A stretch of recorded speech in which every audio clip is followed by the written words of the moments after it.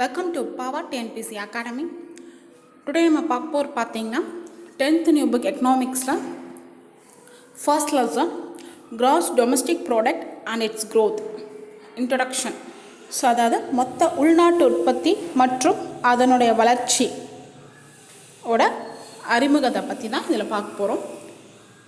So இதில் என்னெல்லாம் பார்க்க போகிறோம் அப்படின்னு பார்த்தீங்கன்னா என்னென்ன கண்டென்ட் அப்படின்னா, ஸோ கிராஸ் டொமஸ்டிக் ப்ராடக்ட்னால் என்ன, ஸோ எப்படி பேசிக்காக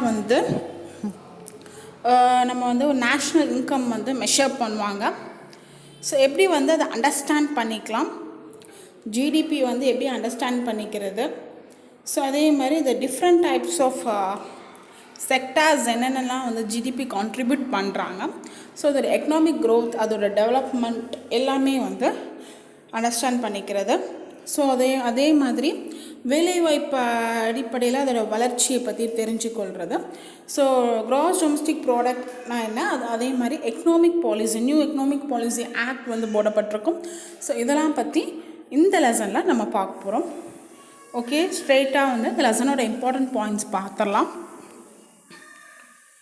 ஸோ ஜிடிபினா என்ன, ஃபஸ்ட்டு அதை புரிஞ்சுக்கணும். ஓகேவா, கிராஸ் டொமஸ்டிக் ப்ராடக்ட். ஸோ இதோட ஃபுல் ஃபார்ம் பார்த்து வச்சுக்கோங்க. சம்டைம்ஸ் எக்ஸ்பான்ஷன் கூட கேட்கப்படும். ஸோ ஜிடிபினா என்னென்னா, gross domestic product is a market value of final goods and services producers in the country during time period. அதாவது ஒரு குறிப்பிட்ட காலத்தில் ஒரு நாட்டில் அதை உற்பத்தி செய்யக்கூடிய எல்லா பொருளும் சரி, குட்ஸ் அண்ட் சர்வீஸுமே மார்க்கெட் வேல்யூ வச்சு தான் சேல்ஸ் ஆகும். ஓகேவா, அதுதான் கிராஸ் டொமஸ்டிக் ப்ராடக்ட் சொல்லியிருக்காங்க. ஓகேவா, அதாவது ஒரு குறிப்பிட்ட காலத்தில் குறிப்பிட்ட நேரத்தில், அதாவது அந்த காலகட்டத்தில் அந்த ஒரு நாட்டில் உற்பத்தி செய்யக்கூடிய எல்லா பொருள்கள், அதாவது பண்டங்கள் எல்லாமே ஸோ மார்க்கெட் ப்ரைஸ்க்கு மார்க்கெட் வேல்யூக்கு தான் உற்பத்தி செய்யப்படுது. ஸோ அதுதான் கிராஸ் டொமஸ்டிக் ப்ராடக்ட் அப்படின்னு சொல்கிறாங்க. ஸோ இதோட எக்ஸ்பான்ஷன்ஸ் கூட கொடுத்துருப்பாங்க, ஜிடிபி மெஷர்ஸ் அப்படின்ட்டு.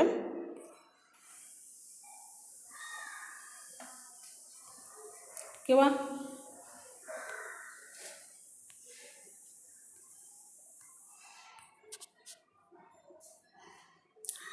So final goods and services பற்றி economics Tyler Cowen and Alex Tabarrok. ஓகேவா, ஸோ இவங்க ரெண்டு பேருமே இதை பற்றி சொல்லியிருக்காங்க. ஸோ அவங்க என்ன சொல்லியிருக்காங்க அப்படின்னு பார்த்தீங்கன்னா,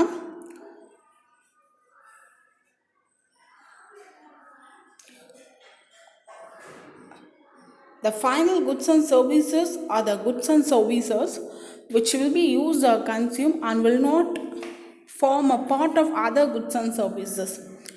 The goods and services which will be used for producing other goods and services and will form a part of the goods and services producers are called intermediate goods. ஓகேவா, இவங்க ரெண்டு பேரும். ஸோ டைலர் கோவன் என்ன சொல்கிறாங்கன்னா, so இது இறுதி நிலை பண்டங்கள் மற்றும் பணிகள். இது எதற்காக அப்படின்னு பார்த்தீங்கன்னா, கஸ்டமர் சர்வீஸ்க்காக தான். இது எல்லாமே அவங்களோட கன்சப்ஷனுக்காக தான் அதாவது அவங்களோட பயன்பாட்டுக்காக தான் இந்த குட்ஸ் அண்ட் சர்வீசஸ்லாம் யூஸ் பண்ணுது அப்படின்னு சொல்கிறாங்க. அதே மாதிரி ஒரு உற்பத்தி, அதாவது ஒரு இதில் உற்பத்தி செய்யப்பட்ட இந்த குட்ஸ் அண்ட் சர்வீசஸ் இன்னொன்று பொருளை உற்பத்தி செய்கிறதுக்குமே பயன்படுத்தப்படுது. ஸோ இதை தான் என்னன்னு சொல்லுவாங்க அப்படின்னு பார்த்தீங்கன்னா, இன்டர்மீடியேட் குட்ஸ் அப்படின்னு சொல்லுவாங்க. இன்டர்மீடியேட் குட்ஸ் அப்படின்னு பார்த்தோன்னா இடைநிலை. ஸோ இடைநிலை குட்ஸ் அண்ட் சர்வீசஸ் அப்படின்னு சொல்லலாம். ஓகேவா, இன்டர்மீடியேட் குட்ஸ் அப்படின்னு பார்த்தோம் இடைநிலை பண்டங்கள் அப்படின்னு சொல்லலாம். ஸோ இந்த பற்றி இதோட கருத்து இதுதான் Tyler Cowen and then Alex டார்பர்க்கோட கருத்துக்கள் அப்படின்னு சொல்லலாம். ஓகேவா, ஸோ இது யார் ரெண்டு எக்கனாமிக்ஸ் சொல்லியிருக்காங்க பார்த்துக்கோங்க. ஸோ ஃபஸ்ட்டு என்ன சொல்லியிருப்பாங்கன்னா, இது எல்லாமே ஃபைனல் குட்ஸ் அண்ட் சர்வீசஸ், அதாவது பண்டங்கள் மற்றும் பணிகளெல்லாம் இறுதி நிலைக்கானது. ஸோ கன்சியூமர்ஸ்க்கான கன்சப்ஷன்ஸ்க்காக யூஸ் பண்ணப்பட்டது அப்படின்னு சொல்லியிருப்பாங்க. செகண்ட் ஒன் வந்து ஒரு பகுதி வந்து இன்னொன்று பொருளோட உற்பத்திக்காக பயன்படுத்தப்படுது அப்படின்னு சொல்லியிருக்காங்க. Only the final goods R included in the GDP. அதாவது மொத்த உள்நாட்டு உற்பத்தியில் வந்து எதை மட்டுமே சேர்க்குவாங்க அப்படின்னு பார்த்தீங்கன்னா ஃபைனல். ஸோ ஒரு பொருளோட உற்பத்தியில் ஃபைனல் இது வந்து விற்கப்படுது, மார்க்கெட்டுக்கு போகுது, வேல்யூக்கு போகுது, அதை மட்டும்தான் வந்து எதில் எடுத்துப்பாங்க, உள்நாட்டு உற்பத்தியில் எடுத்துப்பாங்க. ஆனால் இந்த மாதிரி இன்டர்மீடியட் குட்ஸ், அதாவது இடைநிலை பொருட்களெல்லாம் வந்து பண்டங்களெல்லாம் வந்து ஜிடிபியோட கால்குலேட் பண்ண மாட்டாங்க. ஸோ ஏன்னா அதோட இதுவுமே வந்து ஃபைனல் குட்ஸோட அதோட இது வந்து வேல்யூ வந்து ஃபைனல் குட்ஸ், அதாவது இறுதிநிலை பண்டங்களில் வந்து சேர்க்கப்படுறதுனால இதை வந்து வேல்யூ வந்து கன்சிடர் பண்ண மாட்டாங்க. ஸோ அப்படி அந்த இன்டர்மீடியட் குட்ஸ், அதாவது இடைநிலை பண்டங்களையும் வந்து சேர்த்தாங்கன்னா, கிராஸ் டொமஸ்டிக் ப்ராடக்டோட சேர்த்தாங்கன்னா அதை வந்து என்னன்னு சொல்லுவாங்க அப்படின்னு பார்த்தீங்கன்னா டபுள் கவுண்டிங் அப்படி தான் சொல்லுவாங்க. ஓகேவா? மொத்த உள்நாட்டு உற்பத்தியில் வந்து இடைநிலை பண்டங்களை வந்து கணக்கில் எடுக்கவே மாட்டாங்க. ஆனால் ஸோ ஃபைனல் குட்ஸ் வந்து அப்படி சேர்த்தாங்கன்னா, ஸோ அதை இந்த இன்டர்மீடியட் குட்ஸையும் சேர்த்தாங்கன்னா, இடையில சேர்த்துட்டாங்கன்னா வச்சுக்கோங்களேன் கிராஸ் டொமஸ்டிக் ப்ராடக்டோட. ஸோ அப்போது வந்து என்ன நடக்கும் அப்படின்னு பார்த்தீங்கன்னா வந்து டபுள் கவுண்டிங் தான் நடக்கும். ஓகே, நெக்ஸ்ட்டு வந்து நேஷ்னல் இன்கம். ஒரு நாட்டு வருமானம்னா என்ன? ஸோ நாட்டு வருமானம் எதுக்கு? அதாவது ஒரு நாட்டில் ஒரு வருஷத்துக்குள்ளே எவ்வளோ பொருட்கள் உற்பத்தி செய்யப்படுதோ, குட்ஸ் அண்ட் சர்வீசஸ் வந்து உற்பத்தி செய்யப்படுதோ, ஸோ அதை மெஷர் பண்ணுறது தான் வந்து நேஷ்னல் இன்கம் அப்படின்னு சொல்லுவாங்க. ஸோ நேஷ்னல் இன்கம் வந்து என்னன்னு சொல்கிறாங்க இங்கே பார்த்தீங்கன்னா வந்து ஸோ கிராஸ் நேஷ்னல் ப்ராடக்ட் அப்படின்னு சொல்லுவாங்க, இல்லைனா வந்து நேஷ்னல் டிவிடெண்ட், அதாவது வருமான ஈவு, ஒரு நாட்டோட வருமான ஈவு அப்படின்னு சொல்லுவாங்க. ஓகேவா? ஸோ நேஷ்னல் இன்கம்னா என்னென்னு தெரிஞ்சுக்கோங்க. ஸோ குட்ஸ் அண்ட் சர்வீசஸ் ஒரு நாட்டில் ஒரு வருஷத்துக்குள்ளே உற்பத்தி ஆகிறது தான் வந்து நேஷ்னல் இன்கம் அப்படின்னு சொல்கிறாங்க. ஸோ அதை வந்து என்னென்னு சொல்லுவாங்க, ஜிஎன்பியோட ஃபுல் ஃபார்ம் பார்த்துக்கோங்க, ஜிடிபியோட ஃபுல் ஃபார்ம் பார்த்துக்கோங்க, cross domestic product, gross national product. ஓகேவா? ஸோ அதோட இன்னொரு மறுபேரையும் தெரிஞ்சு வச்சுக்கோங்க, நேஷ்னல் டிவிடெண்ட். ஓகேவா? கொஷின்ஸ் எப்படி வேணாலும் கேட்கலாம். ஸோ இன்ச் பை இன்ச்சாக புரிஞ்சுட்டு படித்தா ஈஸி. ஸோ இங்கே என்ன கொடுத்துருக்காங்க அப்படின்னு பார்த்தீங்கன்னா, ஸோ நிறைய டேர்ம்ஸ், அதை அளவிடக்கூடிய, அதாவது தேசிய வருமானத்தை வந்து அளவிடக்கூடியதுக்கான நிறைய டேர்ம்ஸ் இங்கே கொடுத்துருக்காங்க. ஸோ பல்வேறு கருத்துக்களை வந்து இங்கே கொடுத்துருக்காங்க. ஃபர்ஸ்ட்டு பார்த்தீங்கன்னா அதை எப்படி அளவிடலாம் அப்படின்னு பார்த்தீங்கன்னா gross national product, GNP. So gross national ப்ராடக்ட்னா என்னென்னா மொத்த உள்நாட்டு உற்பத்தியை வந்து அந்த நாட்டில் அந்த மக்களால் ஒரு வருஷத்துக்குள்ளே, அதாவது அவங்க ஈட்டிய வருமானத்தில் உற்பத்தி செய்யப்பட்ட பொருட்கள் அப்படின்னு சொல்லலாம். ஸோ அந்த குட்ஸ் அண்ட் சர்வீசஸ் அப்படின்னு சொல்லலாம். ஸோ அந்த மதிப்பை வச்சு கால்குலேட் பண்ணுறது தான் வந்து ஜிஎன்பி. ஓகேவா? ஸோ இப்போ அவங்களுக்கு வந்து இதில் பார்த்திங்கன்னா வந்து அவங்களோட ப்ராஃபிட் வந்து எதையும் சேர்த்து இதை குறிக்கிறது அப்படின்னு பார்த்தீங்கன்னா, வெளிநாட்டுக்கு வந்து இன்வெஸ்ட் பண்ணுவாங்களே, அப்ராட் இன்வெஸ்ட் பண்ணுறது மூலமாகவும் ஸோ அந்த முதலீட்டையும் சேர்த்து அவங்களுக்கான லாபத்தையும் வந்து சேர்த்து கணக்கிடக்கூடியது தான். So gross national product is equal to C + I + G + X - M + NFIA. So இப்போ சினா என்னன்னு பார்த்துக்கோங்க, கன்சப்ஷன், ஐனா இன்வெஸ்ட்மெண்ட், ஜினா கவர்மெண்ட் எக்ஸ்பெண்டிச்சர், X - M வந்து எதை சொல்லுது அப்படின்னு பார்த்தா ஏற்றுமதியிலேருந்து இறக்குமதியை கழிச்சிடுறாங்க. ஸோ அதுக்கப்புறம் NFIAனா நெட் ஃபேக்டர் இன்கம். ஸோ அதாவது வெளிநாட்டிலேருந்து முதலீடு பண்ணுறாங்கள, ஸோ அங்கேருந்து கிடைக்கக்கூடிய ஒரு லாபத்தை வந்து குறிக்கிறது அப்படின்னு சொல்லலாம். ஓகேவா? ஸோ இதுதான் வந்து gross national product. Gross national ப்ராடக்ட்னா என்னன்னு தெரிஞ்சுக்கோங்க. அதாவது மொத்த நாட்டு உற்பத்தி, ஒரு நாட்டில் ஒரு ஆண்டுக்குள்ளே எவ்வளோ உற்பத்தி செய்கிறாங்களோ, அதாவது அவங்க ஈட்டிய வருமானத்தில் எவ்வளோ வந்து அந்த பொருள்கள் வந்து உற்பத்தி செய்யப்படுதோ, ஸோ அந்த மெஷர் பண்ணுறக்கூடிய வேல்யூ தான். ஓகேவா? ஸோ இதோட ஃபார்முலா பார்த்துக்கோங்க. கன்சப்ஷன் பண்ணுறது இன்வெஸ்ட்மெண்ட், அப்புறம் கவர்மெண்ட் எக்ஸ்பென்ஸ், அவங்க அந்த அரசோட செலவீட்டையும் சேர்த்து, அப்புறம் ஏற்றுமதி இறக்குமதி இது எல்லாத்தையும் கழித்து வெளிநாட்டிலேருந்து வரக்கூடிய ப்ராஃபிட் லாபத்தையும் கூட்டி மெஷர் பண்ணுறது தான் வந்து ஜிஎன்பி டோட்டலாக. ஓகே? ஸோ நெக்ஸ்ட்டு பார்த்தீங்கன்னா வந்து கிராஸ் டொமஸ்டிக் ப்ராடக்ட், மொத்த உள்நாட்டு உற்பத்தி. ஸோ ஃபஸ்ட்டு லெசன்லேயே வந்து பார்த்துட்டோம், ஸ்டார்டிங் ஆஃப் த லெசன்லேயே என்ன.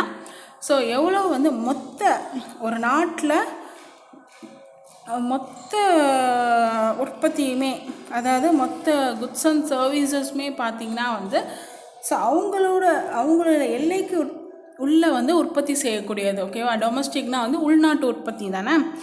ஸோ அவங்கக்கிட்ட என்ன இருக்கோ அந்த வச்சு உற்பத்தி செய்யப்பட்ட பொருட்கள் தான் சொல்லுவாங்க.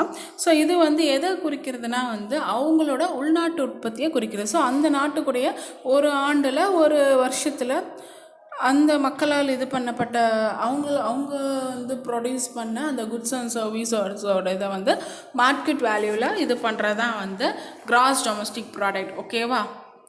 ஸோ அதுக்கான காரணிகள் அவங்க எல்லைக்குள்ளேயே வந்து அந்த ப்ரொடக்ஷன் நடக்கும். ஸோ அந்த இதை மெஷர் பண்ணுறது ஒரு வருஷத்துக்குள்ளே எவ்வளோ ஆச்சு அப்படிங்கிறது அவங்க அந்த நாட்டுக்குள்ளேயே வந்து மெஷர் பண்ணுறது தான் வந்து உள்நாட்டு உற்பத்தி. நெக்ஸ்ட் வந்து பார்த்திங்கன்னா வந்து net national product. So net national product அப்படின்னு பார்த்தீங்கன்னா டிப்ரிசியேஷன் வரும் இதில், அதாவது நிகர நாட்டு உற்பத்தின்னு சொல்லுவாங்க, என்என்பி. ஸோ என்என்பினா என்னன்னு பார்த்துக்கோங்க. So important, net national product. Okay, நிகர நாட்டு உற்பத்தி. ஸோ இதில் பார்த்தீங்கன்னா ஒரு மொத்த நாட்டு உற்பத்தியில் இருந்து ஒரு தேய்மானம் அப்படிங்கிறது இதில் இருக்கும். ஸோ அதாவது ஒரு மொத்த நாட்டு உற்பத்தியிலேருந்து கழிச்சிடுவாங்க. ஸோ அதோட டிப்ரிசியேஷன், அதாவது கழிக்கப்படும், அதுலேருந்து கழித்து அதுக்கப்புறம் வரக்கூடிய அந்த பண மதிப்பை தான் வந்து என்னன்னு சொல்லுவாங்கன்னா நெட் நேஷ்னல் ப்ராடக்ட் அப்படின்னு சொல்லுவாங்க.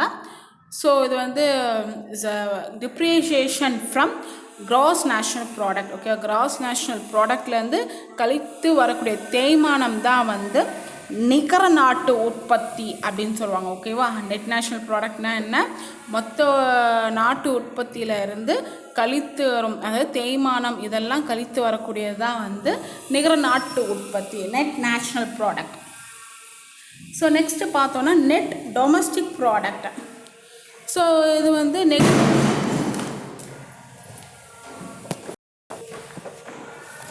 நெட் டொமஸ்டிக் ப்ராடக்ட் அப்படின்னு பார்த்தீங்கன்னா is a part of gross domestic product.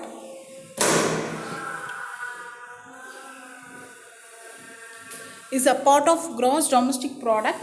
Net domestic product is obtained from the gross domestic products by deducting the quantum of tier and wear expenses.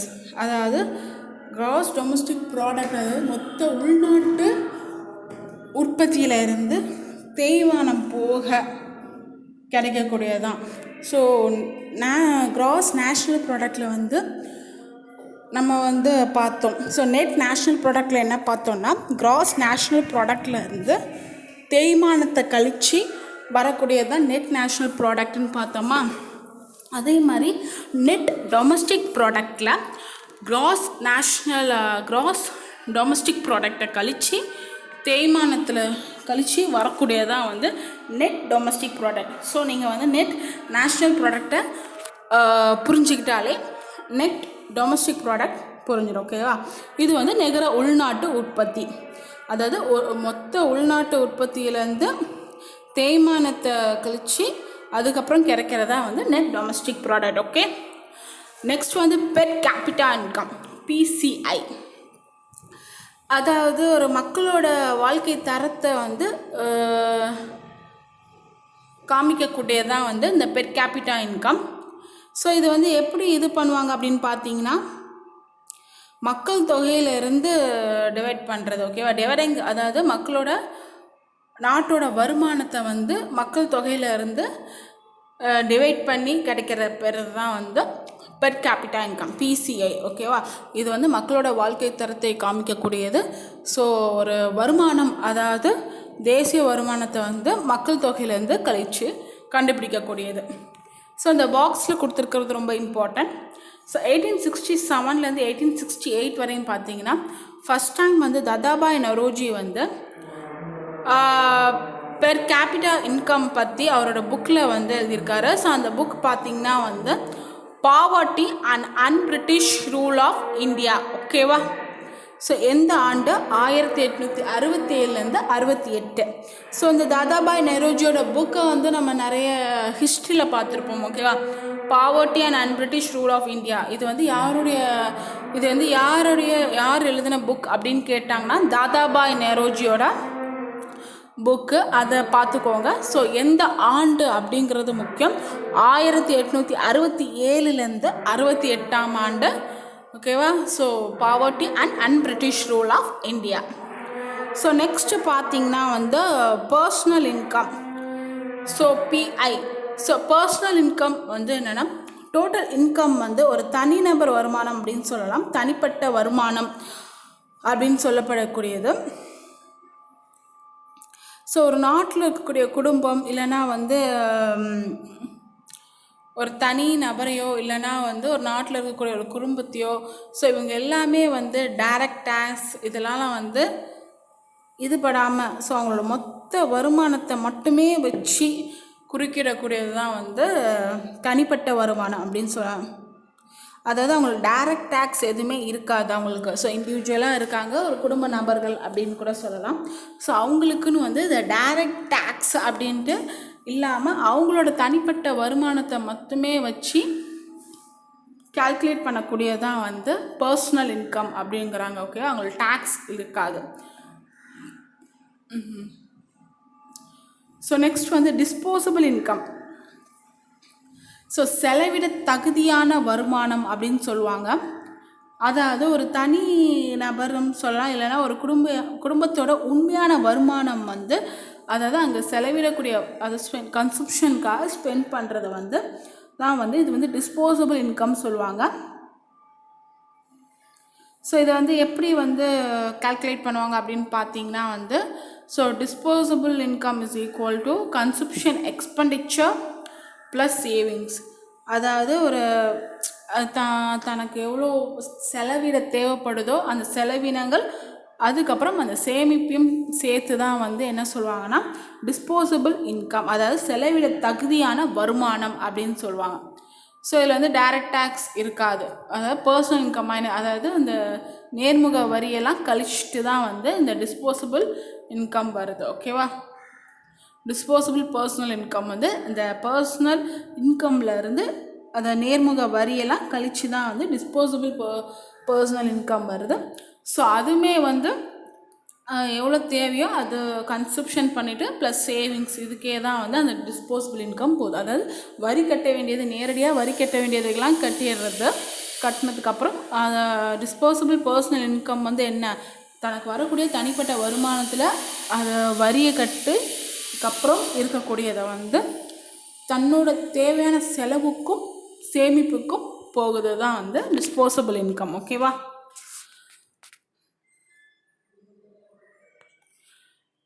So next வந்து cross domestic product பற்றி சொல்லியிருப்பாங்க. So இதில் நிறைய example கொடுத்து சொல்லியிருக்காங்க. So சாதாரணமாக புரிஞ்சுக்கிட்டா ஒரு வருஷத்துக்குள்ளே அங்கே வந்து எவ்வளோ டோட்டல் குட்ஸ் அண்ட் சர்வீசஸோட அவுட்புட்டை வந்து மெஷர் பண்ணுறது, ஃபைனல் குட்ஸ் அண்ட் சர்வீஸை மெஷர் பண்ணுறது தான் அந்த பண மதிப்பை தான் வந்து உள்நாட்டு உற்பத்தி அப்படின்னு சொல்கிறாங்க. ஓகே, ஸோ இங்கே வந்து ஏப்ரல் 2017 மார்ச் 31, 2018 வரையும் பார்த்தீங்கன்னா ஸோ இது வந்து குவார்ட்டர்லி ஜிடிபி எஸ்டிமேஷன் பண்ணுவாங்க. அதாவது கிராஸ் டொமஸ்டிக் ப்ராடக்ட்டை வந்து ஒரு 4 வகையில் வந்து கால்குலேட் பண்ணுவாங்க. அதாவது first quarter, second quarter, third quarter, fourth quarter. So அது என்னன்னு ஜஸ்ட் பார்த்து வச்சுக்கோங்க. ஸோ ஃபஸ்ட்டு பார்த்தீங்கன்னா வந்து ஏப்ரல், மே, ஜூன் இது 3 மாதத்துக்கு ஃபஸ்ட் குவார்ட்டர் அப்படின்ட்டு.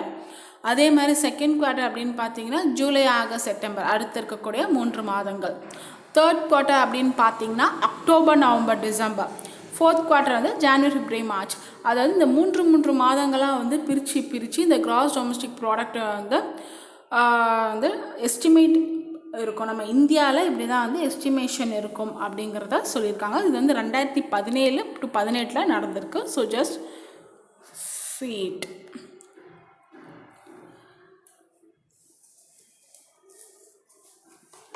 ஸோ இந்த கிராஸ் டொமஸ்டிக் ப்ராடக்ட் அப்படிங்கிறது வந்து எதை குறிக்குது அப்படின்னு பார்த்தோன்னா வந்து ஸோ ஒரு எக்கனாமிக் ஹெல்த், அதாவது ஒரு நம்மளோட நாட்டோட ஒரு இதை வந்து எப்படி வெல்த் வந்து எப்படி இருக்குது அப்படிங்கிறத வந்து கொடுக்கறது தான் வந்து கிராஸ் டொமஸ்டிக் ப்ராடக்ட். ஸோ எவ்வளோ ப்ரொடக்ஷன் ஆகுது, எவ்வளோ குட்ஸ் அண்ட் சர்வீசஸ் வந்து பர்ச்சேஸ் ஆகுது தனி நபர்களுக்கும் சரி, அதே மாதிரி இந்த ஃபாரினர்ஸ்க்கு வந்து எவ்வளோ எக்ஸ்போர்ட் ஆகுது, ஸோ இதெல்லாம் வந்து மானிட்டர் பண்ணுறது தான் வந்து இந்த ஜிடிபி. ஸோ அதே மாதிரி ஒரு மானிட்டரிங் வேல்யூ ஆஃப் எல்லா ஃபைனல் குட்ஸ் அண்ட் சர்வீசஸை நம்ம ஜியோகிராஃபிக்கல் ப்ராடக்ட் பார்டருக்குள்ளே ப்ரொடியூஸ் ஆகிற எல்லா குட்ஸ் அண்ட் சர்வீஸு, ஸோ அதாவது அந்த ஸ்பெசிஃபிக் டைமுக்குள்ளே இந்த எப்படி வந்து அதை கால்குலேட் பண்ணுவாங்க அப்படின்னு பார்த்தீங்கன்னா, GDP is equal to C plus I plus G plus X minus M. So அப்படின்னா கன்சப்ஷன் நுகர்வோர், இன்வெஸ்ட்மெண்ட் எவ்வளோ முதலீடு, கவர்மெண்ட் அரசுக்கான செலவுகள், எக்ஸ் மைனஸ் எம் தெரியும், எக்ஸ்போர்ட் மைனஸ் இம்போர்ட். ஓகேவா, ஏற்றுமதி இல்லை இறக்குமதியை கழித்துட்டேன். இப்படி தான் வந்து ஒரு கிராஸ் டொமஸ்டிக் ப்ராடக்ட். ஸோ இதில் டெஃபினிஷன்ஸுன்னு அதிகமாக உள்ள பார்ப்போம். ஸோ ஈஸியாக தெரிஞ்சுக்கோங்க. ஸோ இதோட எதை வந்து இதை கால்குலேட் பண்ணு அப்படின்னு பார்த்தீங்கன்னா, எவ்வளோ ப்ரொடக்ஷன் ஆகுது குட்ஸ் அண்ட் சர்வீசஸ், அதாவது நம்ம நாட்டுக்குள்ளேயே எவ்வளோ ப்ரொடக்ஷன் ஆகுது, எவ்வளோ வந்து பர்ச்சேஸ் பண்ணுறாங்க, ஸோ ஃபாரினுக்கு எவ்வளோ எக்ஸ்போர்ட் பண்ணப்படுது. ஸோ இதெல்லாம் கால்குலேட் பண்ணுறதுக்கு அந்த குறிப்பிட்ட டயத்துக்குள்ளே, ஸோ ஒரு வருஷத்துக்குள்ளே ஜிடிபி என்ன, இந்த கண்ட்ரியோட ஜிடிபி என்ன கால்குலேட் பண்ணணும். So C plus I plus G plus X minus M. So இதுதான் ஃபார்முலா. இது கூட கேட்கலாம். ஸோ பார்த்து வச்சுக்கோங்க. ஸோ ஜிடிபியோட மாடர்ன் கான்செப்ட் வந்து இந்த பாக்ஸில் கொடுத்துருக்காங்க. ஸோ டேரெக்டாக கேட்கக்கூடியது. So modern concept of GDP வந்து யார் ஃபஸ்ட் டெவலப் பண்ணாங்க அப்படின்னு பார்த்தீங்கன்னா, சைமன் குஷ்னட். ஓகேவா. ஸோ எப்போ அப்படின்னு பார்த்தீங்கன்னா, அவரோட கருத்து வந்து ஃபஸ்ட்டு இந்த யூஎஸ் காங்கிரஸில் வந்து ரிப்போர்ட் பண்ணியிருக்காங்க. எப்போ 1934ஆம் ஆண்டு. ஓகேவா. ஸோ இந்த கான்செப்ட் வந்து ஃபர்ஸ்ட் யார் டெவலப் பண்ணாங்க அப்படின்னு பார்த்தீங்கன்னா, சைமன் குஷ்னட். ஸோ எப்போது யூஎஸ் காங்கிரஸில் 1934. ஓகேவா. நெக்ஸ்ட்டு பார்த்தீங்கன்னா, மொத்த உள்நாட்டு உற்பத்தியோட மெத்தட்ஸ் என்ன, கால்குலேட் பண்ணக்கூடிய மெத்தட்ஸ் எப்படிலாம் வந்து கால்குலேட் பண்ணுறாங்க அப்படின்னு பார்த்தீங்கன்னா, ஃபஸ்ட்டு வந்து எக்ஸ்பெண்டிச்சர் மெத்தட் அப்ரோச் அப்படின்னு பார்த்தீங்கன்னா, ஸோ இதில் வந்து இந்த டைப்பில் பார்த்தீங்கன்னா வந்து ஒரு குறிப்பிட்ட காலகட்டத்தில் அந்த நாட்டில் உற்பத்தி செய்கிற எல்லா ஃபைனல் குட்ஸ் அண்ட் சர்வீஸுக்கோட செலவுகள் வந்து இதை வந்து ஒரு கூட்டுத்தொகையாக போட்டு கால்குலேட் பண்ணுவாங்க. ஓகேவா. ஸோ எக்ஸ்பெண்டிச்சர் அப்ரோச் அப்படின்னு போட்டு y = C + I + G + X - M. அதான் consumption, investment, government expenditure, export minus import. ஓகேவா. அதாவது குறிப்பிட்ட ஒரு காலகட்டத்தில் ஒரு ஆண்டுக்குள்ளே ஸோ அந்த நாட்டில் ஏற்பட்ட ஃபைனல் குட்ஸ் அண்ட் சர்வீஸோட செலவினங்கள் எல்லாத்தையும் சேர்த்து தான் கூட்டு மதிப்பு பண்ணுறது தான் வந்து இந்த ஃபார்முலா. ஓகேவா. நெக்ஸ்ட்டு பார்த்தீங்கன்னா, வருமான முறையில் இன்கம் அப்ரோச். ஸோ இதில் பார்த்தீங்கன்னா, அதாவது அங்கே இருக்கக்கூடிய மென் அண்ட் உமன் அவங்களோட வருமானத்தை வந்து கணக்கிட்டு தான் இந்த மொத்த உள்நாட்டு உற்பத்தியுமே வந்து கால்குலேட் பண்ணுறாங்க. ஸோ அங்கே இருக்கக்கூடிய பெண்களும் ஆண்களும் வந்து சம்பாதிப்பாங்களே, ஸோ அவங்களோட வருமானத்தை வச்சு தான் இந்த குட்ஸ் அண்ட் சர்வீசஸையுமே வந்து ப்ரொடியூஸ் பண்ணுவாங்க, ப்ரொடக்ஷன் இருக்கும். ஸோ அதாவது உங்களுக்கே தெரியும், எங்கே வந்து எவ்வளோ அந்த ஏரியாவில் இவ்வளோ இதுக்கு வாங்குவாங்க. ஸோ இவ்வளோ குட்ஸ் அண்ட் சர்வீஸஸ் ப்ரொடியூஸ் பண்ணுறோன்னா அவ்வளோ மக்கள் இருக்காங்க, வாங்கப்படும். அந்த மக்கள் இல்லாத இடத்துல அந்த குட்ஸ் அண்ட் சர்வீஸோட ப்ரொடக்ஷன் வந்து கம்மியாக இருக்கும் ஒரு ஏரியாவில் பார்த்தீங்கன்னா. ஸோ அதே மாதிரி தான். ஸோ இந்த நாட்டில் வந்து மக்களோட மென் அண்ட் உமனோட இன்கம், அவங்களோட வருமானத்தை வச்சு தான் ப்ரொடக்ஷன் குட்ஸ் அண்ட் சர்வீசஸும் அதை டிபெண்ட் பண்ணி தான். வாங்கும் சக்தி இருந்தால் தானே ப்ரொடக்ஷன் வந்து இன்க்ரீஸ் பண்ண முடியும்.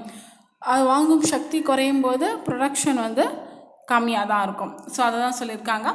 ஸோ இதை வந்து எப்படின்னா, wages plus rent plus interest plus profit, அதாவது கூலி, ரெண்ட்டு, வாடகை, வட்டி போட்டு லாபம். ஸோ இதெல்லாம் வந்து தான் வந்து இந்த வருமான முறையில் கால்குலேட் பண்ணுறது.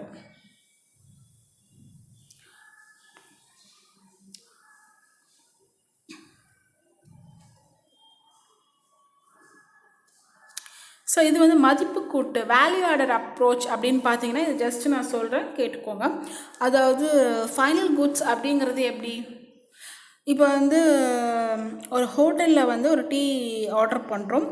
ஸோ அதுக்கு அந்த டீ அப்படின்னு நம்ம சொல்கிறோம். அந்த டீயை வந்து தயாரிக்கிறதுக்கு என்னென்னலாம் வந்து நம்ம யூசேஜ் பண்ணுறோம் அப்படின்னு பார்த்தீங்கன்னா டீ தூள் தேவைப்படுது, பால், அப்புறம் சுகரு.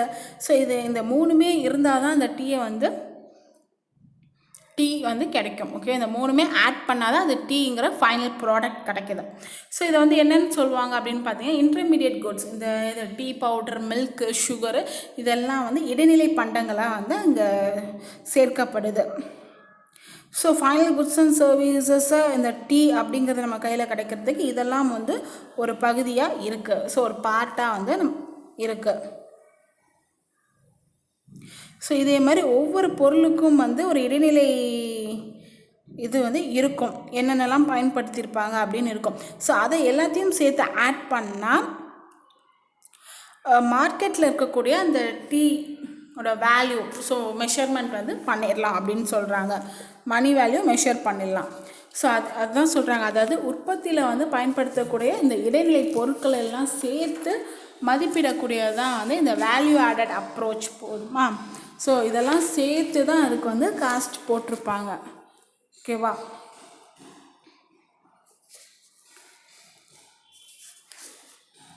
அதான் சொல்கிறாங்க, இதுதான் மதிப்பு கூட்டு முறை. ஸோ நெக்ஸ்ட் வந்து ஜிடிபியோட இம்பார்ட்டன்ஸ் வந்து 2 வகையில் கொடுத்துருக்காங்க. ஒன்று வந்து எக்கனாமிக் க்ரோத்தை பற்றி நம்ம படிக்கிறதுனால, இன்னொன்று வந்து அன்ஈக்குவல் டிஸ்ட்ரிபியூஷன். ஓகேவா? வெல்த் ஈக்குவலாக இல்லாமல் அன்ஈக்குவலாக இருக்கிறதுனாலையும்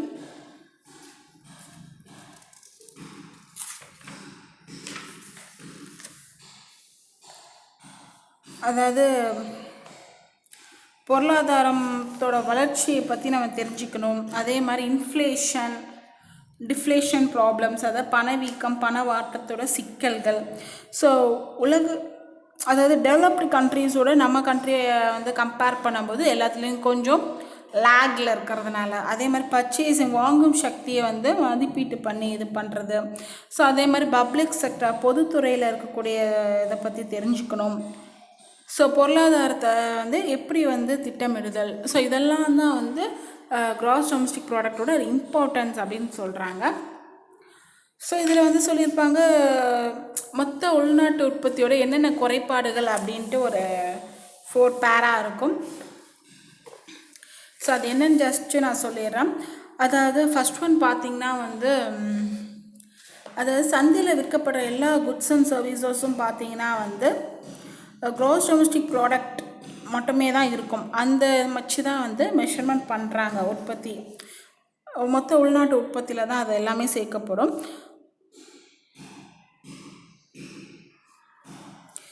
இதே மாதிரி பார்த்திங்கன்னா பேரண்ட்ஸ் வந்து அவங்களோட குழந்தைகளுக்காக செய்யக்கூடிய எல்லாமே வந்து குட்ஸ் அண்ட் சர்வீசஸ் எல்லாமே ரொம்பவே இம்பார்ட்டன்ட். பட் அதை வந்து ஜிடிபியில் வந்து சேர்க்க மாட்டாங்க. அதை வந்து மார்க்கெட்லேயும் வந்து செல் பண்ண மாட்டாங்க. ஓகேவா? அதே மாதிரி தான் இந்த காற்று, சுத்தமான காற்று, அதாவது க்ளீன் ஏர், அதெல்லாம் வந்து வாழ்க்கைக்கு வந்து ரொம்ப முக்கியமானது. இதுக்கெல்லாம் வந்து சந்தை மதிப்பு அப்படின்லாம் சொல்ல முடியாது. ஸோ இதெல்லாம் வந்து எதெல்லாம் வந்து க்ராஸ் டொமஸ்டிக் ப்ராடக்ட்குள்ளே வரல அப்படிங்கிறத வந்து ஃபஸ்ட்டில் கொடுத்துருக்காங்க. ஓகேவா? ஸோ அதாவது முக்கியமான பொருள் சில இது வந்து இந்த இயற்கையாக கிடைக்கக்கூடியதெல்லாம் வந்து க்ராஸ் டொமஸ்டிக் ப்ராடக்ட்குள்ளே நம்ம கொண்டு வர முடியாது அப்படிங்கிறத சொல்கிறது தான் வந்து இந்த ஃபஸ்ட் பேரா. ஸோ ஜிடிபி பார்த்திங்கன்னா வந்து குவான்டிட்டியை மட்டும்தான் மெஷர் பண்ணுது, பட் குவாலிட்டியை மெஷர் பண்ணலை அப்படின்னு சொல்கிறாங்க. 1970 பார்த்தீங்கன்னா வந்து ஸோ ஸ்கூல்ஸ் அண்ட் பேங்க்ஸ் வந்து பால் பாயிண்ட் பென்ஸ் வந்து யூஸ் பண்ணக்கூடாது அப்படின்னு சொல்லியிருக்காங்க. பட் இந்தியாவில் வந்து அதிகமாக வந்து கிடைச்சதுன்னு பார்த்தீங்கன்னா ரொம்ப குவாலிட்டியான இது அப்படின்னு பார்த்தீங்கன்னா வந்து ஏன்னா வந்து இந்தியாவில் ரொம்ப புவர் குவாலிட்டியாக இருந்தது. ஓகேவா? இந்த மாதிரி பால் பாயிண்ட்ஸ் பென்ஸ் யூஸ் பண்ணுற பால் பாயிண்ட் பென் வந்து ரொம்ப புவர் குவாலிட்டியாக இருந்தது.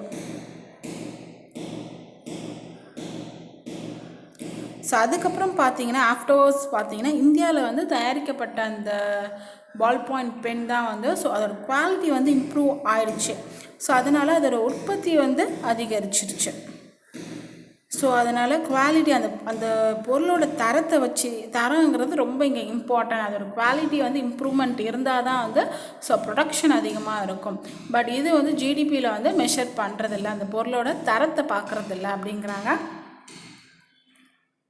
ஸோ எப்படி வந்து நம்ம நாட்டுக்கு வந்து வருமானம் வந்து எப்படி வந்து டிஸ்ட்ரிபியூட் ஆகுறது அதை சொல்லவே இல்லை இதில். ஓகேவா? ஸோ ஒவ்வொருத்தவங்களுக்கும் ஒரு மாதிரியான வருமானம், ஸோ அவங்கவுங்க பார்க்குற வேலைக்கு. ஸோ இதில் வந்து எத்தனை சதவீதம் மக்கள் வந்து இந்த க்ராஸ் டொமஸ்டிக் ப்ராடக்ட்னால யூஸ்ஃபுல் ஆகிறது, ஸோ அதெல்லாம் வந்து இது மெஷர் பண்ணலை. அங்கேயும் வந்து இது தப்பாயிடுச்சு அப்படிங்கிறாங்க. ஸோ எப்படி வந்து மக்களோட வாழும் முறையை பற்றி இந்த ஜிடிபி வந்து எதுவுமே சொல்லலை. ஓகேவா? ஸோ அவங்களோட உண்மையான இன்கம் என்ன அப்படின்னு தெரியல, அவங்களோட கண்டிஷன் என்ன, ஸோ அவங்களோட வருமானம் வந்து தெளிவாக தெரியாதனால அவங்களுக்கு தெரியல அப்படின்னு சொல்கிறாங்க. ஓகேவா? ஸோ நெக்ஸ்ட்டு பார்த்தீங்கன்னா வந்து இந்த பாக்ஸில் கொடுத்துருக்காங்க. So important one. So GDP வந்து எப்படி எஸ்டிமேஷன் பண்ணுறாங்க அப்படின்னு பார்த்தீங்கன்னா, இந்த central statistical organisation CSO. So அவங்க யார் தலைமையில் இருக்காங்க அப்படின்னு பார்த்தீங்கன்னா, யார் கீழே இருக்காங்க அப்படின்னு பார்த்தீங்கன்னா, ஸ்டாட்டிஸ்டிக்கல் டிபார்ட்மெண்ட். ஓகேவா? மினிஸ்ட்ரி ஆஃப் ஸ்டாட்டிஸ்டிக்கல் டிபார்ட்மெண்ட் கீழே இருக்காங்க. ஸோ இவங்களோட ப்ராசஸ் என்னன்னு பார்த்தீங்கன்னா, ஸோ ஆனுவல் சர்வே வந்து நடத்துவாங்க.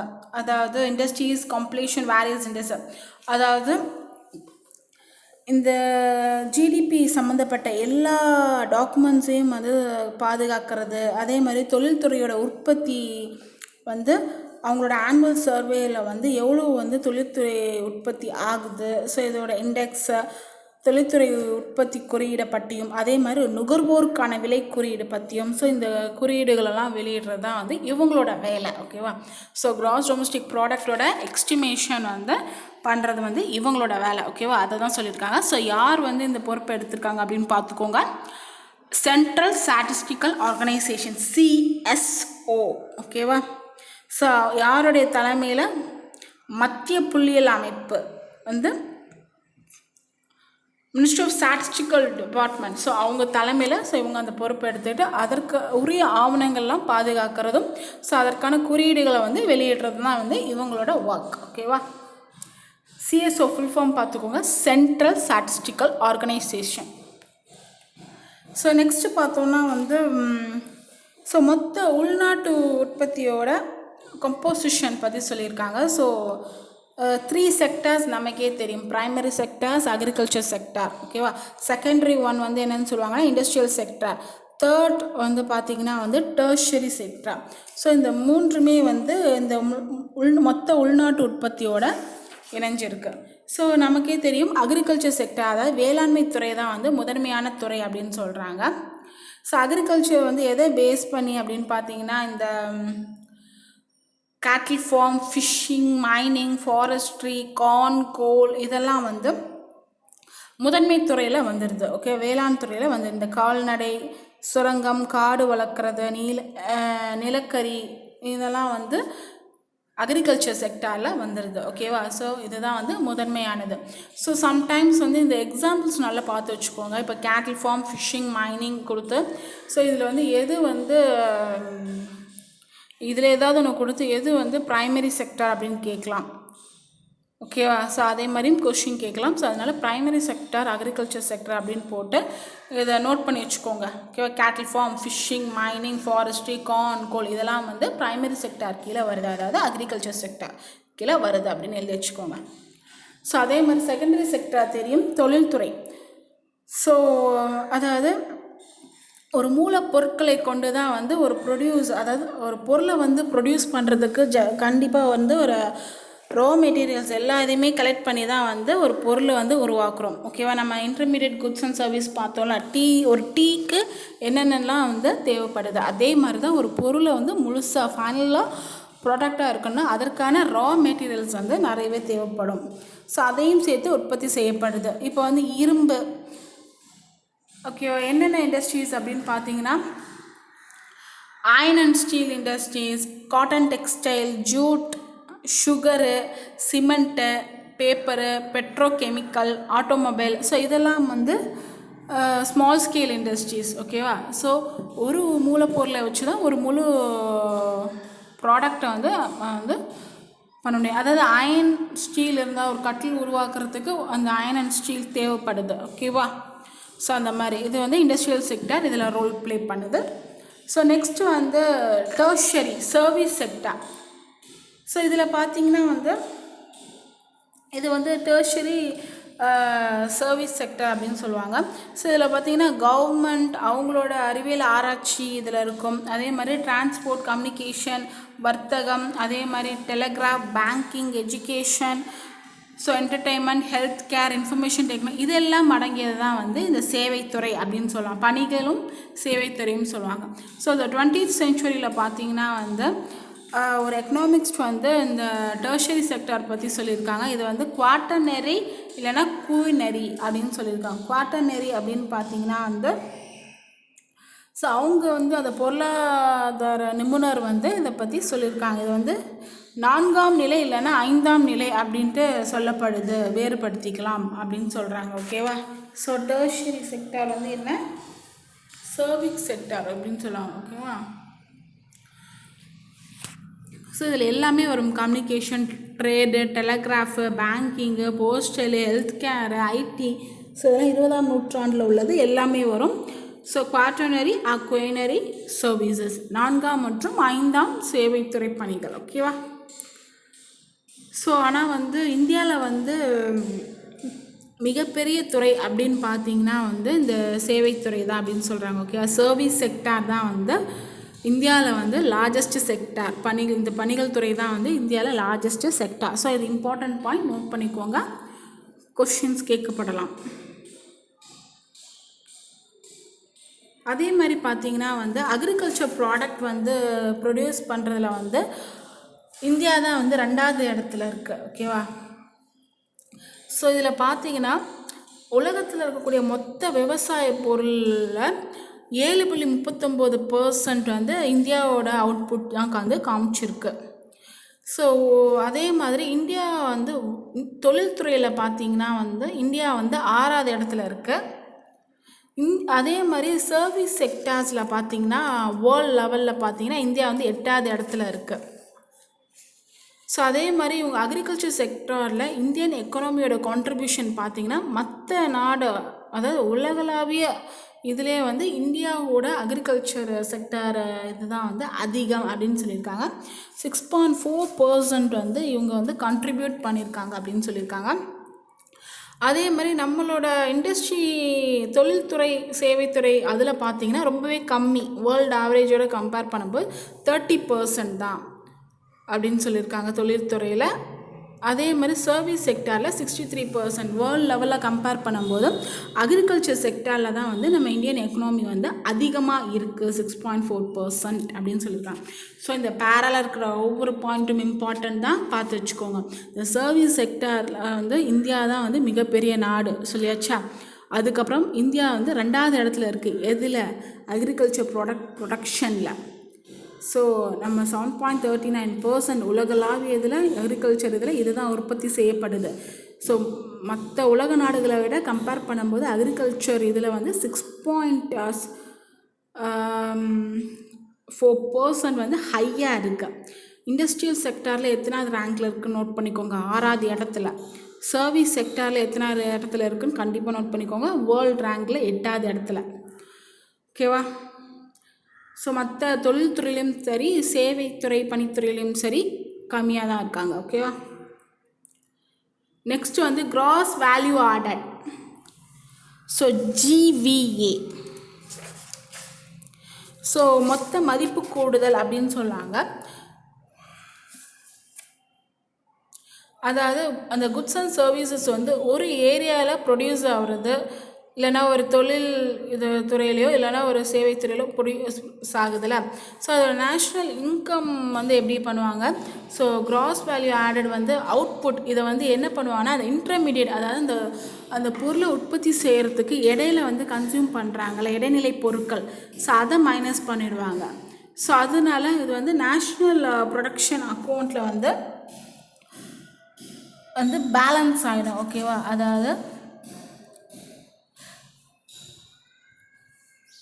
ஸோ பொருளாதாரத்தில் வந்து இந்த இண்டஸ்ட்ரியிலையோ இல்லைனா வந்து ஏதோ சர்வீஸ்லேயோ வந்து செக்டார்லேயே உற்பத்தி செய்யப்பட்ட குட்ஸ் அண்ட் சர்வீசஸோட மொத்த மதிப்பை தான் வந்து ஜிவிஏன்னு சொல்லுவாங்க. GVA equal to GDP plus சப்சிடிஸ்னால் வந்து டைரக்டோ நேர்முக வரியும் விற்பனை வரியும் கழித்து வரக்கூடியது தான் வந்து இந்த ஜிவிஏ, க்ராஸ் வேல்யூ ஆடட். ஓகேவா, புரியுதா? க்ராஸ் வேல்யூ ஆடட்னா என்னென்னா மொத்தமாக கிடைக்கக்கூடிய அந்த குட்ஸ் அண்ட் சர்வீசஸ் வந்து ஒரு இடத்துல ப்ரொடியூஸ் ஆகுதுன்னா, அதாவது தொழில்துறையிலையோ இல்லைனா ஏதோ சேவைத்துறையிலையோ இதாகுதுன்னா, ஸோ ஜிவிஏ தான் வந்து அதோட அவுட்புட். ஸோ அவங்க என்ன பண்ணுவாங்கன்னா இடையில இருக்கப்பட்ட இடைநிலை பொருட்கள் எல்லாம் கழித்து நேஷ்னல் இன்கமோட இது பண்ணிவிடுவாங்க. அதாவது இதோட டெஃபினேஷன் வந்து எப்படி, அந்த வரியெல்லாம் வந்து இது பண்ணிவிடுவாங்க. ஓகேவா, கழிச்சிட்டு அதோட மொத்த உள்நாட்டு உற்பத்தியை மட்டுமே கால்குலேட் பண்ணி வச்சுப்பாங்க. ஓகேவா, அதுதான் வந்து கிராஸ் வேல்யூ ஆடட். ஸோ இதோட ஃபார்முலா பார்த்துக்கோங்க, கொஷின்ஸ் கேட்கலாம். ஓகேவா, இண்டஸ்ட்ரியிலையோ சர்வீஸ் செக்டார்லேயோ உற்பத்தி செய்யப்பட்ட பொருள்கள் வந்து மதிப்பை தான் வந்து கிராஸ் வேல்யூ ஆடட்னு சொல்லுவாங்க. ஸோ ஜிடிபி வந்து டேக்ஸ்லேருந்து கழித்து ஜிடிபி ப்ளஸ் சப்சிடிஸ் மானியம், அதுக்கான மானியம் வழங்குவாங்கள்ல, ஸோ அதை சேர்த்து அதுலேருந்து டேக்ஸ் கழிக்கப்படும். ஸோ அதுதான் வந்து cross value added.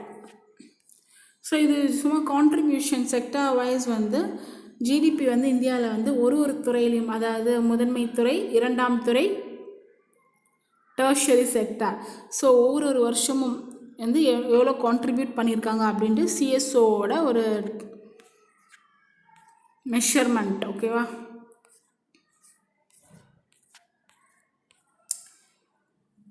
So Amartya Sen economics வந்து என்ன சொல்லியிருக்காங்கன்னா, அவங்களோட கருத்துப்படி இந்த economic development focus not only on man materialistic need but it focus on overall development or rights on its living standard.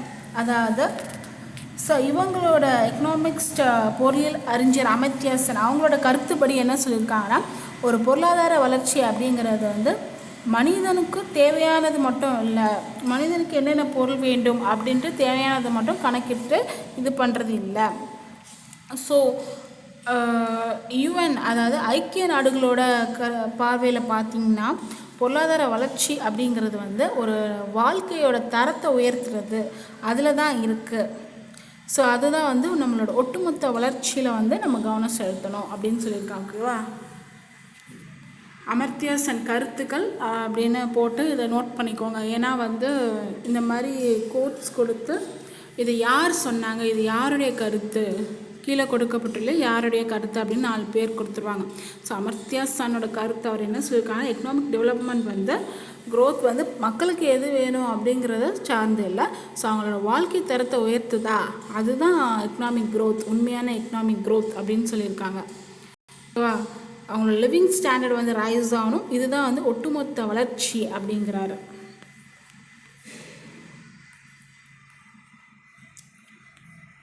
So human development index, so ஹெச்டிஐனா என்னென்னு பார்த்துக்கோங்க. So HDI அப்படின்னு பார்த்தீங்கன்னா ஹியூமன் டெவலப்மெண்ட் இண்டெக்ஸ். ஸோ ஒரு பொருளாதாரத்தோட உண்மையான முன்னேற்றத்தை வந்து measure பண்ணுன்னா இதுதான் கரெக்ட். ஸோ ஹெச்டிஐ வச்சு தான் வந்து ஒரு பொருளாதாரத்தோட உண்மையான முன்னேற்றத்தை வந்து நம்ம மெஷர் பண்ணலாம். ஓகேவா, ஹெச்டிஐ இதோட ஃபுல் ஃபார்ம் பார்த்துக்கோங்க. ஸோ நெக்ஸ்ட்டு வந்து எக்கனாமிக் க்ரோத்துக்கும் எக்கனாமிக் டெவலப்மெண்ட்டுக்குமான ஒரு டிஃப்ரென்ஸ் வந்து இங்கே கொடுத்துருப்பாங்க. ஓகேவா, ஸோ இது வந்து ஜஸ்ட் என்னென்னு தெரிஞ்சுக்கோங்க.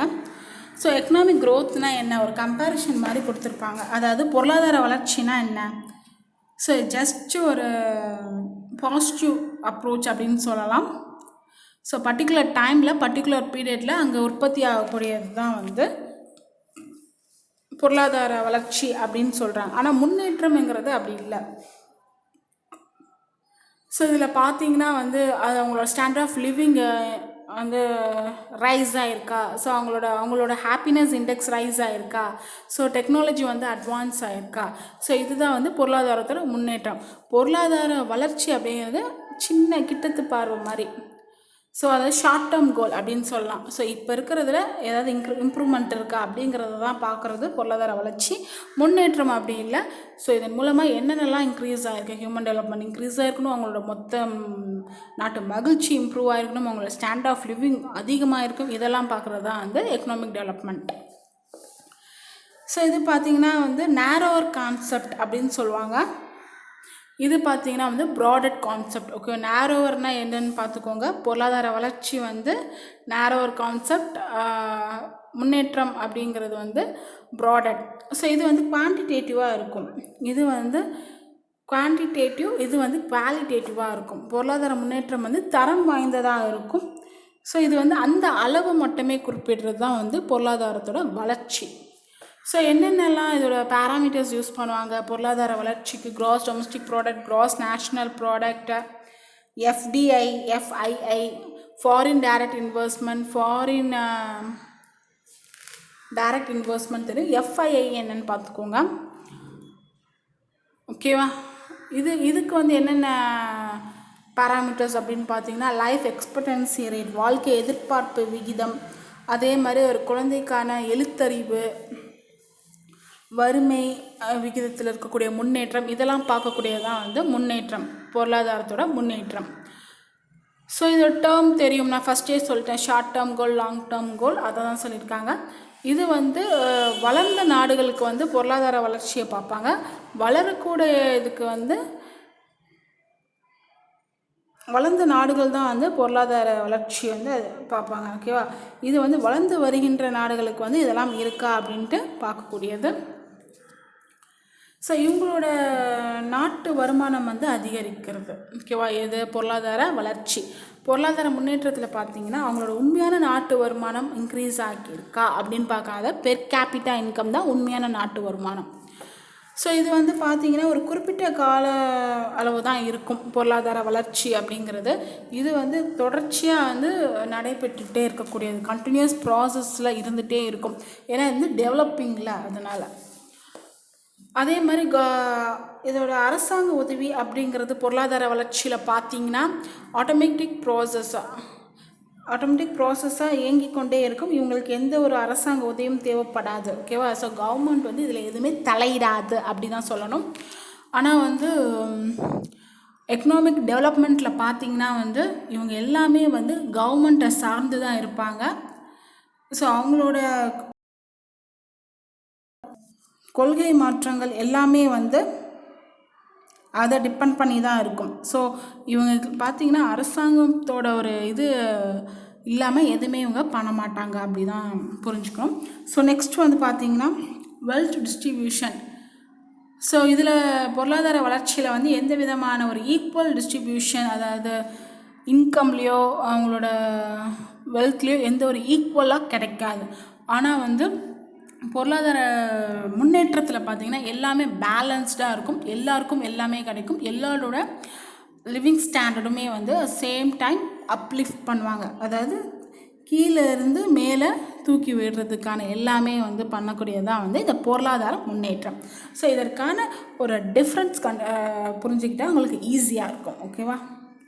ஸோ நெக்ஸ்ட்டு வந்து ஹியூமன் டெவலப்மெண்ட் பற்றி ஒரு பாகிஸ்தான் எக்கனாமிக்ஸ் மஹபூப் உல் ஹக் 1990 வந்து குறிப்பிட்டிருக்காங்க.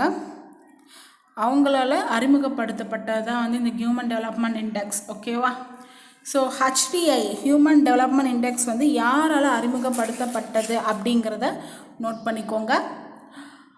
1990 மஹபூப் உல் ஹக் பாகிஸ்தானி. ஓகேவா? இவர் வந்து பாகிஸ்தானி பொருளியல் அறிஞர். ஓகேவா? இதை வந்து நோட் பண்ணிக்கோங்க, கொஸ்டின்ஸ் டேரெக்டாக கேட்கலாம்.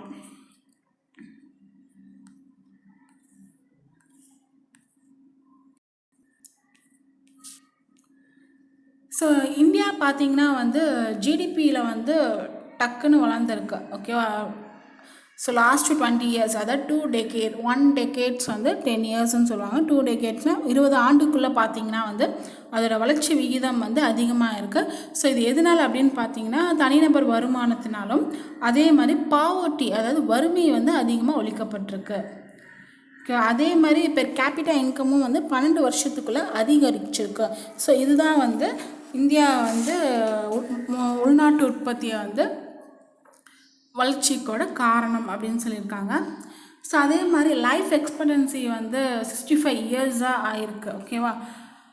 அண்ட் சில்ட்ரன் 44% பார்த்திங்கன்னா வந்து ஸோ 44% குழந்தைகள் வந்து ஊட்டச்சத்து குறைபாடோடு இருக்காங்க. அதாவது 5 வயசுக்கு உட்பட்ட குழந்தைகள் வந்து ஊட்டச்சத்து குறைபாடோட இருக்காங்க. அதே மாதிரி 15 வயசுக்கு மேலே பார்த்திங்கன்னா வந்து எழுத்தறிவுலாம் வந்து மக்களுக்கு இருக்குது. ஓகேவா. 63% வந்து எழுத்தறிவு கல்வியறிவு பெற்றவங்களாக இருக்காங்க.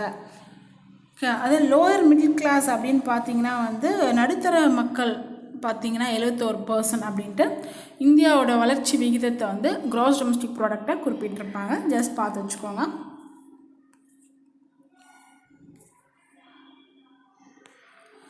ஸோ இந்த கிராஸ் நேஷ்னல் ப்ராடக்ட் பற்றி இங்கே ஒரு மொத்த தேசிய மகிழ்ச்சி பற்றிய ஒரு கண்டென்ட் வந்து இந்த பாக்ஸில் இருக்குது.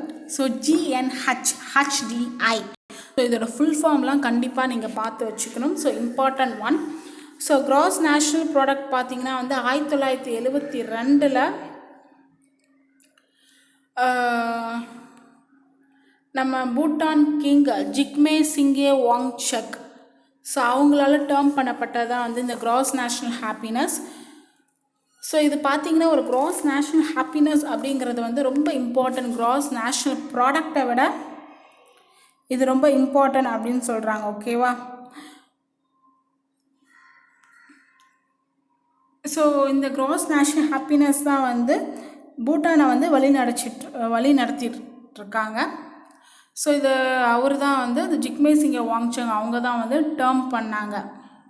ஸோ எப்போ பார்த்தீங்கன்னா ஃபினான்ஷியல் டைம் அப்படிங்கிற ஒரு இன்டர்வியூவில் பாம்பே ஏர்போர்ட்டில் தான் வந்து இந்த நேம் வந்து டேர்ம் பண்ணியிருக்காங்க. ஓகேவா. ஸோ 2011 பார்த்தீங்கன்னா வந்து UN ஜென்ரல் அசம்பிளி வந்து ஒரு தீர்மானத்தை போட்டிருக்காங்க. என்ன தீர்மானம் அப்படின்னு பார்த்தீங்கன்னா happiness towards a holistic approach to the development, urging member nation to follow the example of Bhutan and measure happiness and well-being and calling happiness fundamental human whole. அதாவது எந்த தீர்மானம் அப்படின்னு பார்த்தீங்கன்னா ஒரு வளர்ச்சி அப்படிங்கிறது ஒரு முழுமையான ஒரு அணுகுமுறைக்கானது வந்து மகிழ்ச்சி, ஒரு மகிழ்ச்சியாக இருந்தால் அதுதான் வளர்ச்சி அப்படிங்கிற தீர்மானத்தை வந்து நிறைவேற்றியிருக்காங்க. ஸோ எப்போது 2011 ஐக்கிய நாடுகள் சபையில். ஓகேவா. ஸோ இதில் வந்து நெய்பரிங் கண்ட்ரிஸ் பூட்டான் வந்து ஒரு எடுத்துக்காட்டாக காமிச்சிருக்காங்க. ஸோ ஏன்னா இவங்க தான் வந்து அந்த இதை ஃபாலோ பண்ணுறாங்க. ஸோ கிராஸ் நேஷ்னல் ஹாப்பினஸை வந்து ஃபாலோ பண்ணுறாங்க. ஓகேவா. இது வந்து அடிப்படையான ஒரு மனித குறிக்கோள். இந்த மகிழ்ச்சி அப்படிங்கிறது வந்து அடிப்படையான ஒரு மனித குறிக்கோள் அப்படின்ட்டு இந்த 2011 UN ஜென்ரல் அசம்பிளியில் இந்த ரெசல்யூஷன் பாஸ் ஆச்சு. ஸோ கிராஸ் நேஷ்னல் ஹாப்பினஸ்க்கு வந்து 4 தூண்கள் இருக்குது. ஸோ அந்த 4 தூண்கள் என்னென்னு பார்த்துக்கோங்க. Sustainable and equitable socio economic development, அதாவது நிலையானது மற்றும் சமமான சமூக பொருளாதார வளர்ச்சி இருக்கணும். சுற்றுச்சூழல் பாதுகாப்பு, அதாவது என்விரான்மெண்டல் கன்சர்வேஷன் இருக்கணும். Preservation and promotion of culture, கலாச்சாரத்தை பாதுகாக்கணும், அதே சமயம் மேம்படுத்தவும் இருக்கணும். அதான் நல்ல ஆட்சி இருக்கணும். ஸோ இது 4ம் இருந்தால் தான் ஒரு நாட்டில் வந்து ஹாப்பினஸ் இருக்கும், மகிழ்ச்சி பொங்கும். அதுதான் கிராஸ் நேஷ்னல் ஹாப்பினஸ் அப்படின்னு சொல்லி.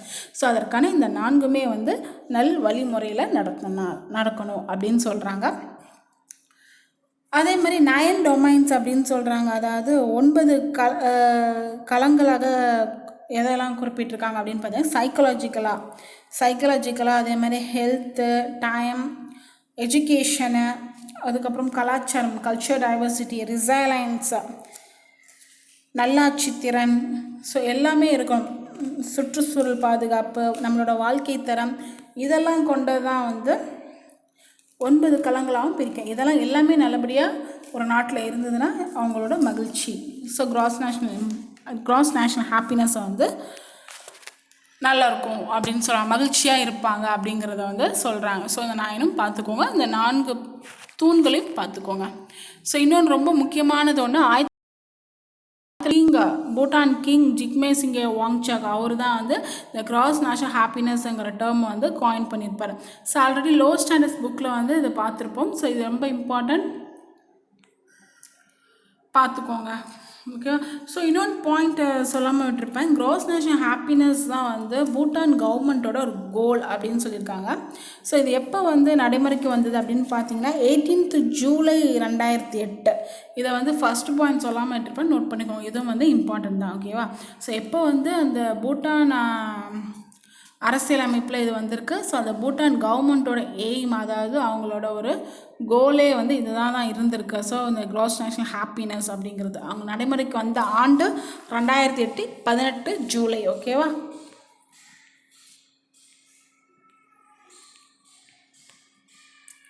ஸோ நிறைய பாலிசிஸ் வந்து கொடுத்துருக்காங்க. ஜிடிபியோட economic policies, agriculture policies, price policies, green revolution, irrigation. So just என்னென்ன கொள்கைகள்லாம் இருக்குது அப்படிங்கிறத பார்த்துக்கோங்க. வேளாண் கொள்கை அப்படிங்கிறதுல எதெல்லாம் வருது, அது கண்டரில் எதெல்லாம் வருது பார்த்துக்கோங்க. ஸோ வேளாண் கொள்கை, அக்ரிகல்ச்சர் பாலிசி அப்படின்னு போட்டு இதெல்லாம் எழுதி வச்சுக்கோங்க. Price policy, land reform, green revolution, irrigation policy, food policy, agriculture labour policy, cooperative policy, இதெல்லாம் வந்து அதற்கு கீழே வரக்கூடியது. அதே மாதிரி இண்டஸ்ட்ரியல் பாலிசி அப்படின்னு போட்டு நிறைய பார்த்திங்கன்னா 1948 தான் வந்து நிறைய தொழில்துறை கொள்கைகள்லாம் வர ஆரம்பிச்சது. ஸோ இண்டஸ்ட்ரியல் பாலிசி அப்படின்னு போட்டு textile industry, sugar industry, price policy, small scale industrial policy, industrial labour policy, இதெல்லாம் வந்து தொழில்துறை கொள்கை கீழே போட்டுக்கோங்க. ஸோ கேட்கலாம் கொள்கைகள் அப்படி இது வந்து எதற்கீழே வருது இந்த கொள்கைகள்லாம் அப்படின்னு கொஸ்டின் கேட்கலாம்ல. ஸோ அதுக்காக நோட் பண்ணியிருக்கேன். So new economic policy. So new economic policy வந்து இந்தியாவில் பார்த்தீங்கன்னா வந்து 1990களில் ஆரம்பத்தில் பார்த்தீங்கன்னா இந்தியாவோட பொருளாதாரத்துக்கு வந்து மாற்றம் வந்து ஏற்பட ஆரம்பித்ததே வந்து இந்த காலகட்டத்தில் தான். ஓகேவா. ஸோ இந்த நிறைய ரிஃபார்ம்ஸ், நிறைய சீர்திருத்தங்கள் வந்து பொருளாதாரத்தில் வந்து கொண்டு வந்திருக்காங்க. ஸோ அதை தான் வந்து எல்பிஜி அப்படின்னு சொல்லுவாங்க. ஓகே. அதாவது தாராளமயமாக்கல் அப்படின்னு சொல்லுவாங்க. Liberalisation, privatisation, globalisation. ஓகேவா. தாராளமயமாக்கல், தனிமயமாக்கல், தனியார் மயமாக்கல், உலகமயமாதல். ஸோ இதெல்லாம் வந்து இதுலேருந்து தான் அந்த நியூ எக்கனாமிக் பாலிசி 1990. ஸோ அந்த ஆண்டு காலத்தில் இருந்து தான் வந்து இந்த மாற்றங்கள்லாம் ஏற்பட்டது. ஸோ எல்பிஜி, அந்த நியூ எக்கனாமிக் பாலிசியை தான் எல்பிஜின்னு சொல்லுவாங்க. Liberalisation, privatisation, globalisation. ஓகேவா. ஸோ மற்ற பாலிசிஸ்லாம் நிறைய கொடுத்துருக்காங்க, அதையும் பார்த்துக்கோங்க. ட்ரேட் பாலிசினா இம்போர்ட் எக்ஸ்போர்ட் பண்ணுறதுல domestic trade policy, employment, currency, banking, அதுக்கு தனியான கொள்கைகள், fiscal and monetary, wage policy, இதே மாதிரி பாப்புலேஷன் பாலிசி நிறைய வரும். ஸோ 2018 to 19 பார்த்திங்கன்னா வேர்ல்ட் பேங்க் வந்து க்ரோத் ரேட் வந்து இந்தியாவில் 7.3%. இப்போ அதே மாதிரி 1920 கம்பேர் பண்ணி பார்த்திங்கன்னா 7.5%. ஸோ கொஞ்சம் இன்க்ரீஸ் ஆகிருக்கு. 1970-80 வந்து எவ்வளோ இருந்தது. ஸோ இதெல்லாம் ஜஸ்ட்டு நான் ஹைலைட் பண்ணியிருப்பேன், பார்த்துக்கோங்க. But not so much important இந்த பாயிண்ட்லாம். ஸோ தெரிஞ்சுக்கோங்க 2018-19 எப்படி இருந்தது, ஸோ அதோட வளர்ச்சி விகிதம் எப்படி இருந்தது தெரிஞ்சுக்கிறதுக்காக ஹைலைட் பண்ணியிருப்பேன். So IMF world economic Outlook 2018 October பார்த்திங்கன்னா வந்து 7.3% இந்தியா வந்து fastest growing nation. So India வந்து 5வது இடத்துல இருக்குது. ஓகேவா. ஸோ வேகமாக முன்னேறக்கூடிய நாடுகளில் இந்தியா 5வது இடத்துல இருக்குது. பங்களாதேஷ் அடுத்தபடியாக. ஓகேவா. பங்களாதேஷ் வந்து 4th பிளேஸ், இந்தியா வந்து பங்களாதேஷ்க்கு அடுத்தபடியாக 5வது இடத்துல இருக்குது. எதில்? ஃபாஸ்ட் க்ரோயிங் நேஷனில். ஓகேவா. ஃபாஸ்ட் க்ரோயிங் நேஷனில் இந்தியா எத்தனாவது இடத்துல இருக்குது அப்படின்னு கேட்டாங்கன்னா 5வது இடத்துல இருக்குது. எந்த நாடுக்கு அடுத்து இருக்குது அப்படின்னு பார்த்தீங்கன்னா பங்களாதேஷ்க்கு அடுத்து. ஓகேவா. இது வந்து 2018 கணக்கீடுபடி சொல்லியிருக்காங்க. கரண்ட் வந்து நிறைய சேஞ்ச் ஆகிருக்கும், பட் புக்கில் போட்டிருக்கிறத பார்த்துக்கோங்க. ஸோ இதோட இந்த லெசனோட இம்பார்ட்டன்ட் பாயிண்ட்ஸ் வந்து ஓவர். ஸோ நெக்ஸ்ட் வீடியோவில் நெக்ஸ்ட் லெசனோட ஹைலைட்டட் பாயிண்ட்ஸோட பார்க்கலாம். நீங்கள் பண்ண வேண்டியது பவர் டிஎன்பிஎஸ்சி அகாடமியை சப்ஸ்கிரைப் பண்ணிக்கோங்க, பெல் ஐக்கானை கிளிக் பண்ணிக்கோங்க, லைக் பண்ணுங்கள், ஷேர் பண்ணுங்கள். So keep share and subscribe. Stay updated with power TNPSC academy.